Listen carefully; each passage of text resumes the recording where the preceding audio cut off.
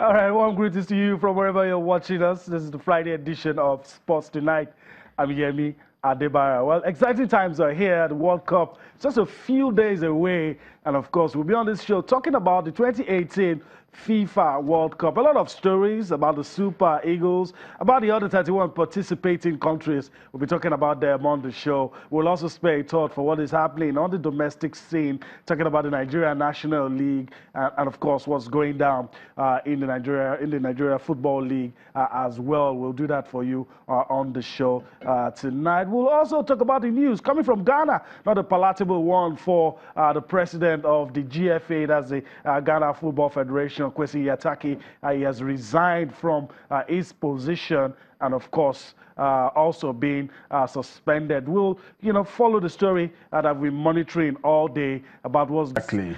And he seemed to be impressed, talk about the enormous potentials and everything available. And I'm wondering what he had seen to make such judgments. I think the first thing is the fact that you have a president who is above board. Okay. A president who knows his onions, a president who is prepared to put his mouth where his money is. Mr. Kelechi Mbago has, over the last 13, 14 years, put his money into rugby, but never really wanted to be in administration. Exactly. But when he found out that things were not going the way it's meant to be, and we've been hitting our heads on the wall, he decided to come out, and he's saying to us, in no uncertain terms, I'm not coming back for a second term. I'm just going to do the one term, and we want to put things in order, because what we've been struggling, or we've been lacking, is proper administrative structure. And that's what the international body also mentioned to us. We needed to have a good database. We needed to have an administrative base to which when you need something from Nigerian rugby, you get it immediately. Now we've done that. He has just acquired a building, which is now called the Rugby House, number 18 Ayinde Giwa Street. And you've now employed a general manager who's going to be working purely rugby. Just putting structures in place. Exactly. And with this kind of feedbacks with the international body, they are so happy.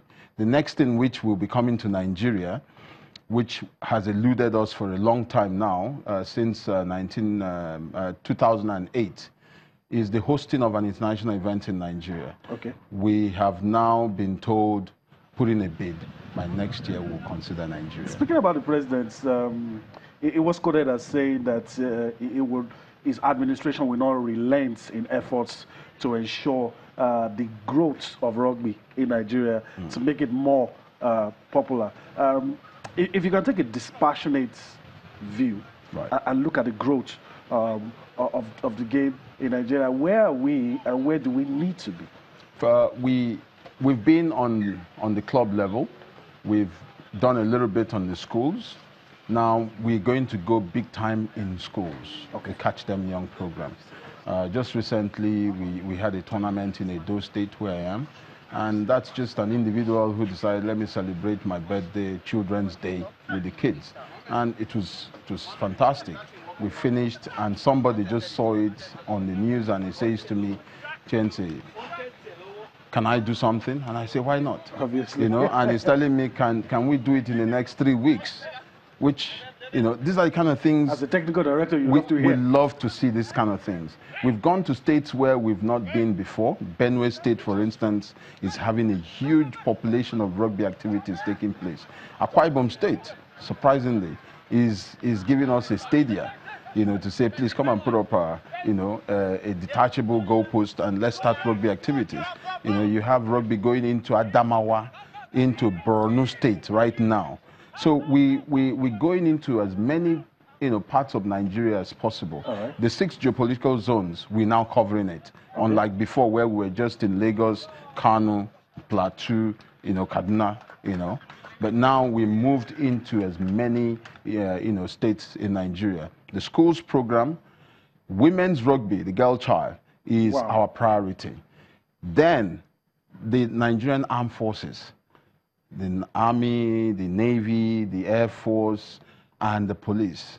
We were recently, we paid a courtesy visit to the Chief of Defense Sports Unit and the Inspector General of Police, and they've given us open arms, come and, because this rugby is actually part of their own program of activities. They are very good in that. But before I let you go, let me also ask you this.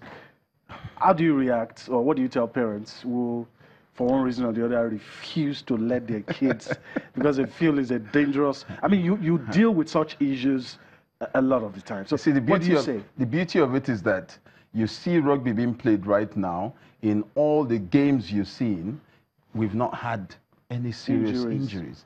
Nobody has been said to have, yes, we expect it, but we train you and prepare you for things like that. You're also ready when it happens. And we make sure that, first and foremost, before you start a rugby match, there is a trained medical personnel. There is the ambulance in case. And half the time, it doesn't really happen. Yeah. There is meant to be the minor, things here and there. And to just defend you as I let you go, injuries happen everywhere. It does. It does. There's something I just want to tip in. Just 2 days ago, unfortunately, we lost one of ours, the chairman of Oyo State Rugby Association, Mr. Jide Afolabi, and we would like to commiserate with the family. Okay, we'll do that too. Mr. Williams, I want to thank you for your time on the show tonight. Thank you very much. Hopefully, when next we're here, there'll be some other sharing news to give to us. Sure. All right, let's go on a break now. And when we return, Alfredo Koligbe will join us. And of course, it's going to be football all the way. Don't escape.